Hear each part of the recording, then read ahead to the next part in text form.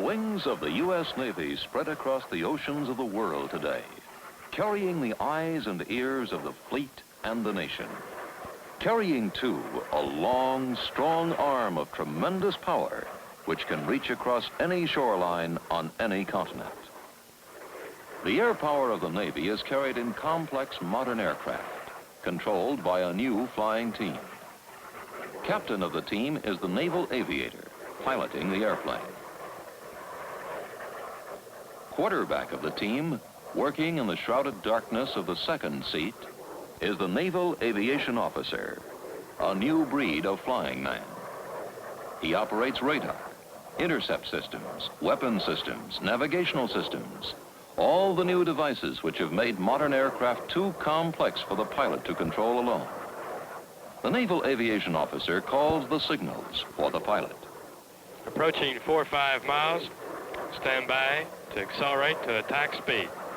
Switching attack mode to level.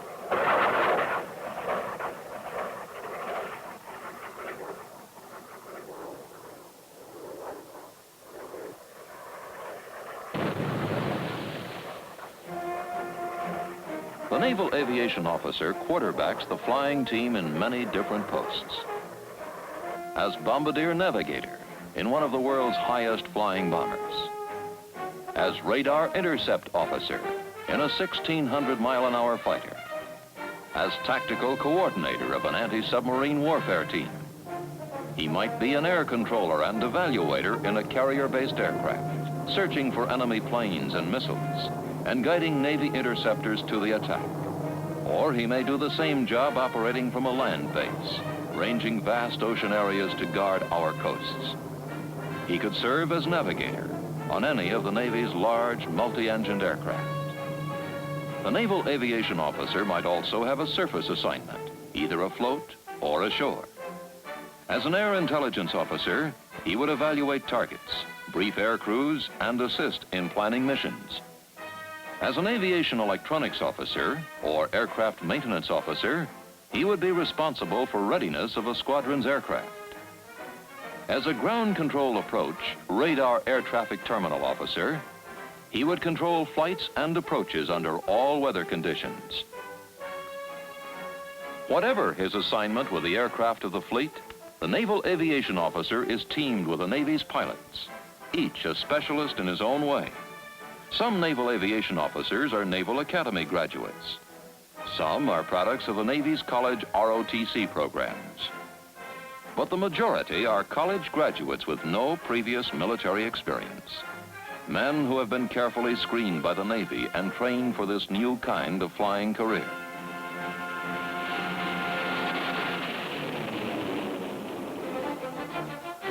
It all begins at Pensacola, Florida, cradle of naval aviation. At pre-flight school, the college graduate officially becomes a Naval Aviation Officer candidate, studying and living with the student pilots, who will later be his partners on the aviation team, getting the same thorough introduction to the principles of flight and of naval operations. The Naval Aviation Officer candidate must be oriented to the Navy and to naval aviation's role in fleet operations. He is trained in leadership, a naval officer first, and then an aviation officer.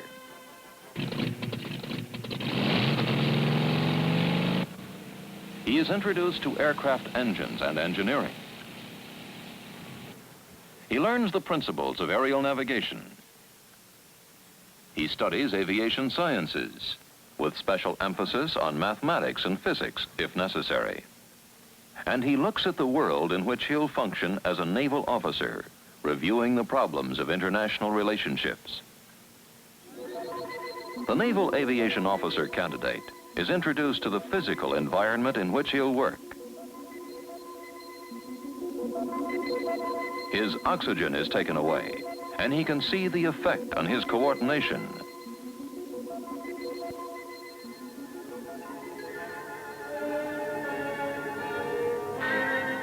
He's blasted.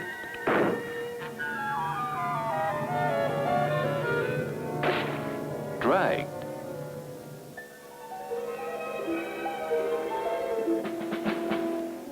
And dumped. all in the interest of his future survival.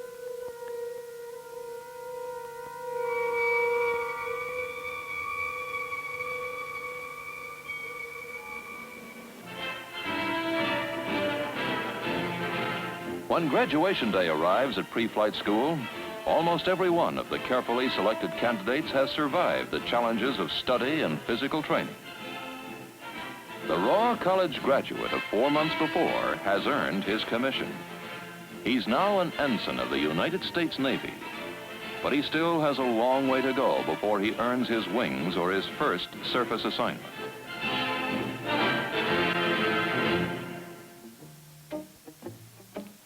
Of course, it hasn't been and it won't be all work. The Navy recognizes the importance of the lighter side of life, too.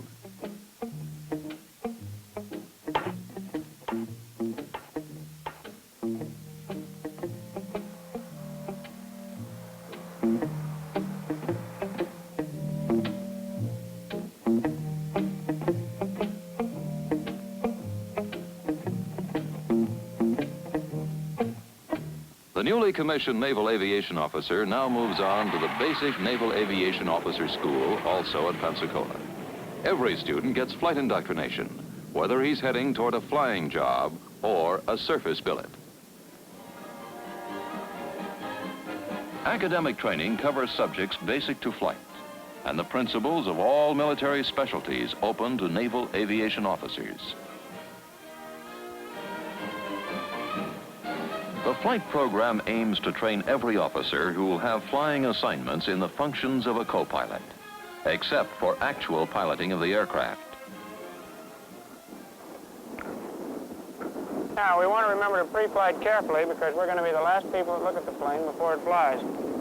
Here in the cockpit, first we'll check the landing gear handle down, check the mixture and idle cutoff, fuel selector off,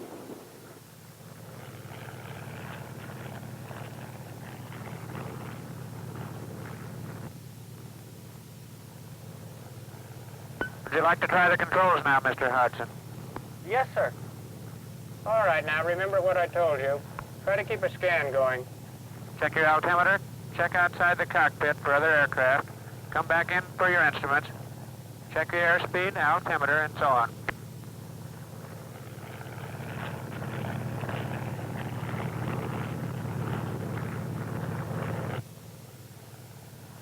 All right, Mr. Hodgson, easy does it. We have a lot of sky up here.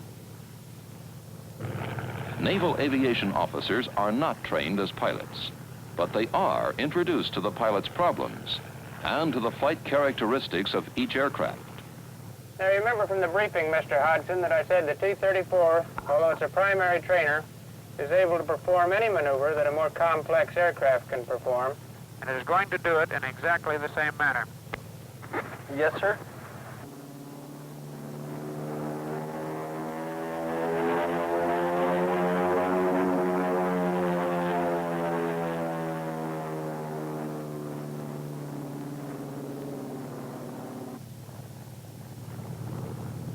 You all right back there?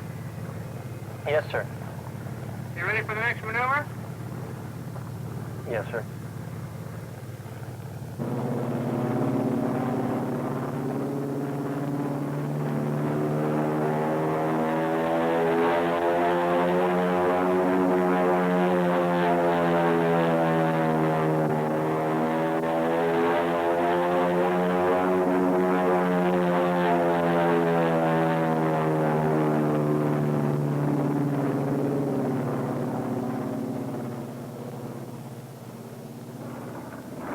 Gradually, the student moves on to more advanced aircraft, applying the knowledge he is absorbing in the classroom, pre-planning flights, and then carrying them through.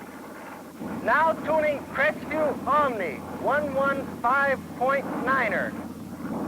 Roger, give me a heading, please. Bearing 054, steer magnetic heading 058.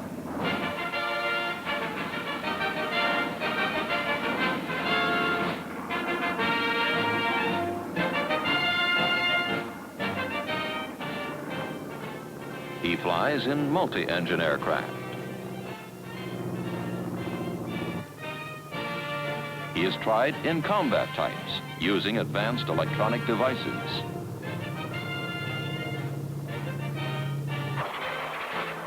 He gets his first jet experience with simulated combat flights.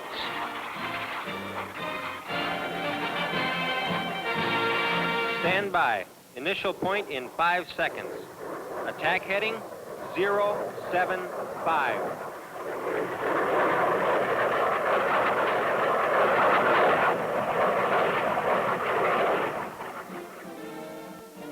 When they are ready to leave basic school, the student officers have had the opportunity to evaluate all the Naval Aviation Officer specialties, and the instructors have evaluated the students. This has led to selection of each student for a particular Naval Aviation Officer specialty. They are ready to move on to other bases for advanced training. For some, there's the detailed training of an air intelligence officer. For others, the various problems of the aircraft maintenance officer. Or there's the complex technical work of the aviation electronics officer. Officers with flight assignments also study electronics, but their interest is in operation of the gear. They practice on the ground, then take to the air in flying classrooms. These are navigators and bombardier navigators, testing their skills on a cross-country jet flight.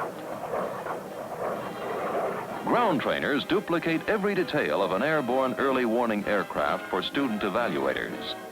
The instruments and radar scopes simulate actual combat situations. The students are already familiar with their airplane when they head out to sea for the first time. Now, the class deals with actual aircraft instead of mythical ones, locating intruders and controlling the interceptors. Anti-submarine warfare tactical coordinators learn their trade in the same way, as do radar intercept officers, learning to guide their jet fighters to the attack.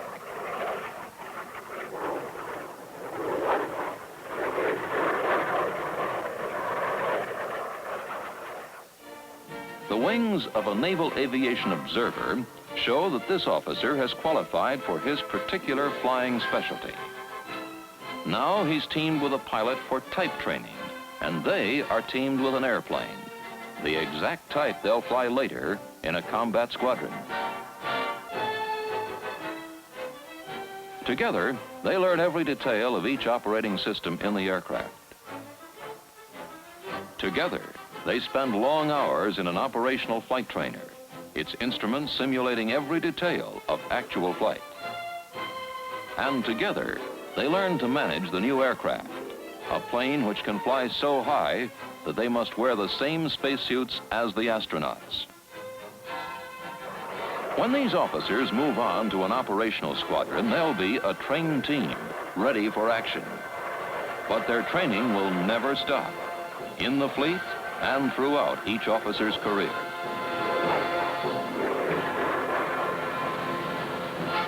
Throughout the Navy, in the air, at sea, and ashore, Naval Aviation Officers are carrying out their assignments as part of the whole Navy team. Air Intelligence, Lieutenant Penwell speaking, sir. Yes, sir, Operation Zenith is on schedule. Our barrier patrols are on station. They were there this morning when the aggressor submarines launched their missile attack at dawn. Yes, sir, the strike aircraft have just been launched, A5s.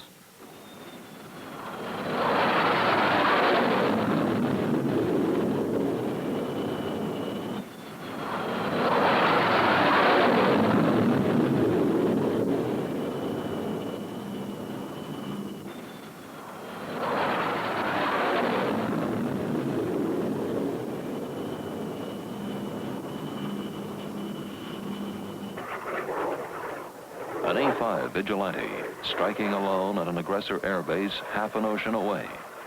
And under his blackout hood, the bombardier navigator guides the attack. Everything looks good back here. Your first heading, 220. Follow steering signal. Other A5s are fanning out from the attack carriers now. At Operation Zenith headquarters, the Air Intelligence Officer reports. 47 strikes out now, sir. Yes, sir. One of our P-3As did pick up a contact. Possible aggressor submarine.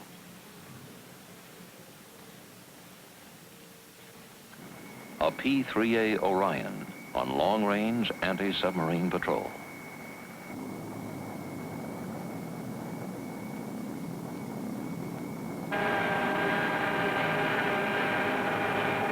Pilot TC, this is radar. Pilot eye. TCI. Have small target bearing 146 at 21 miles. It appeared suddenly. Roger, radar. Pilot TC. Pilot eye. I hold the contact, sir. Evaluated as possible surface submarine. Suggest we take a look at it. Roger, report to fisheye. Roger, sir. You're heading to target 150. TC is the tactical coordinator, a Naval Aviation Officer. He reports the contact to the flagship of an anti-submarine task group. Fisheye, this is Bird Dog 2, over. Bird Dog 2, this is Fisheye, over. Fisheye, this is Bird Dog 2, investigating surface contact. Coordinates, Alpha 6, Charlie 3, Echo 5.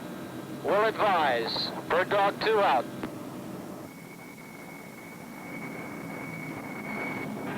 TC from radar. Target became a sinker. Last information, 150 at 6 miles. TC from pilot. How's your fix? Looks right on, sir. I'm putting the target on your BDHI now. Roger, prepare for sonobuoy drop.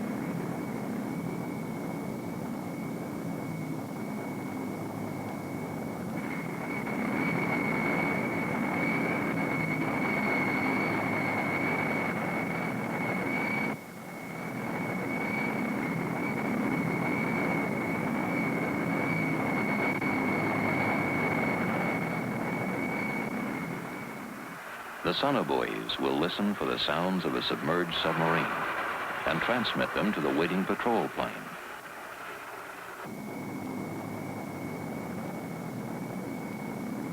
Contact, loud cavitations on sonobuoy number 2.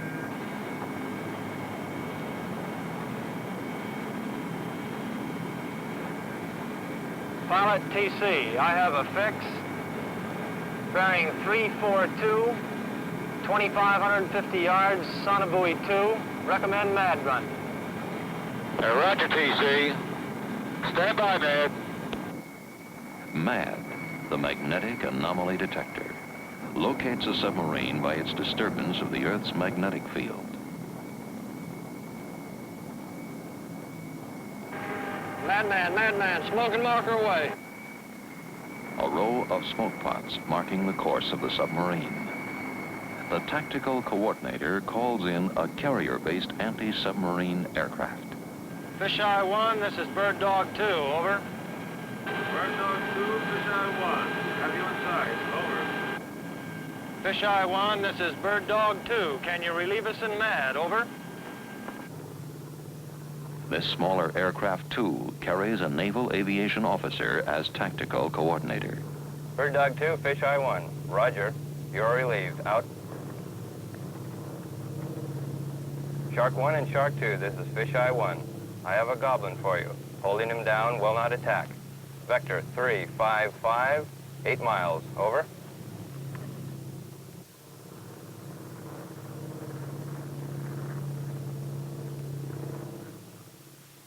Yes, sir. An S-2D from Task Group Alpha has taken over the contact and called in destroyers. There's a bogey report, too, within range of Task Group Bravo. They will launch interceptors if it's classified bandit. Long-range radar on the big Warning Star has detected an unidentified aircraft, a bogey. One of the 2 evaluators aboard, both Naval Aviation Officers, must now decide whether it's an aggressor, a bandit. Now bearing 115, 97 miles.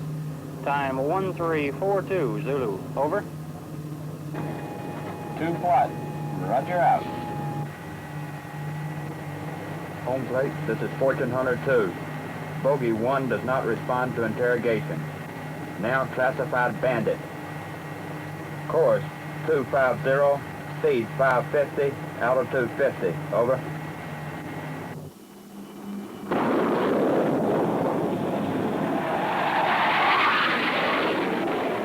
The Navy's F-4 Phantom Interceptor, fastest fighter in the world.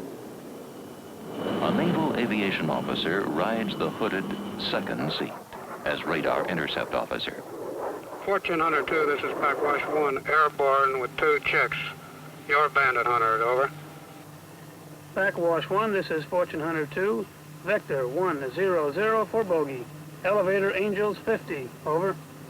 Backwash 1, vector 100, elevator Angels 50, out.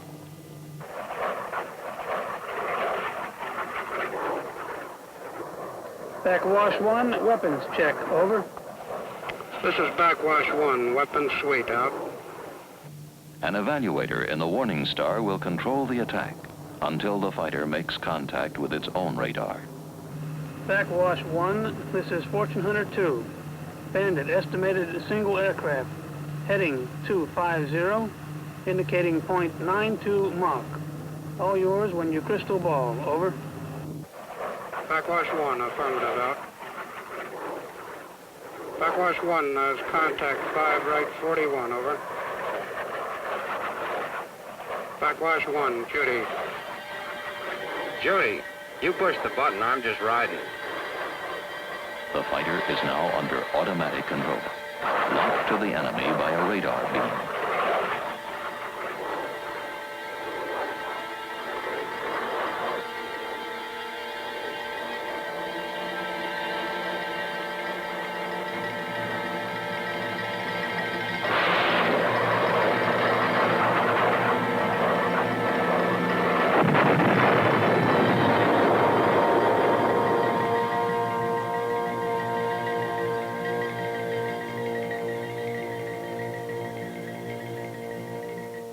Fortune Hunter 2 reports our F-4B splashed the drone on their first pass.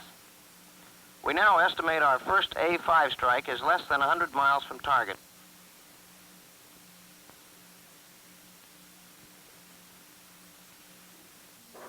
The A5 Vigilante will make our first retaliatory attack at low altitude to evade defending radar. Others will attack from the stratosphere. Steering signals on initial point, distance 70 miles. Stand by for penetration descent. Standing by. Commence descent. Descending, passing 35,000 feet.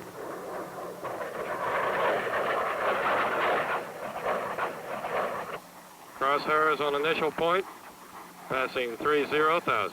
Roger, 30,000.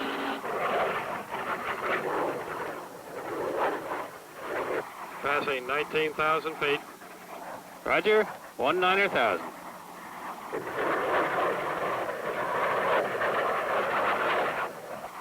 Passing 9,000 feet. Roger, 9,000.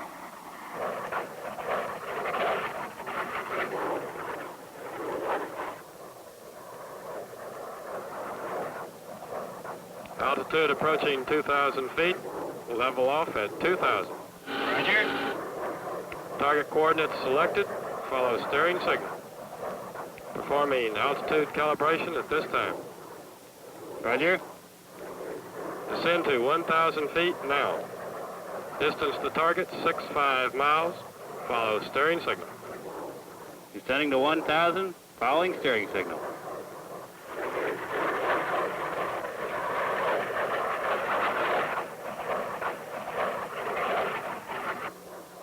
Approaching 40 miles. Stand by to accelerate to attack speed. Standing by to accelerate.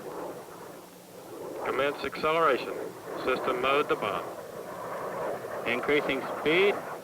Faster arm is on. Be unselected. Checklist complete. Crosshairs are on the target. 35 miles to go. Roger. We're accelerating to drop speed. After release, your breakaway turn will be to the right. Roger. A right turn after release.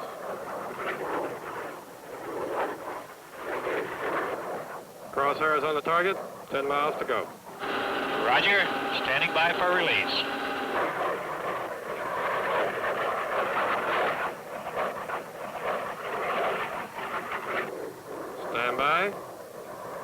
Bombs away. Roger. We're breaking right. A successful attack. If bombs had really been dropped, the aggressor airfield would now be out of action. We have a report from Jack, sir. Airstrike number 2 broke through their radar screen and scored a bullseye. Yes, sir, they got the interceptors up, but he was already on the way home.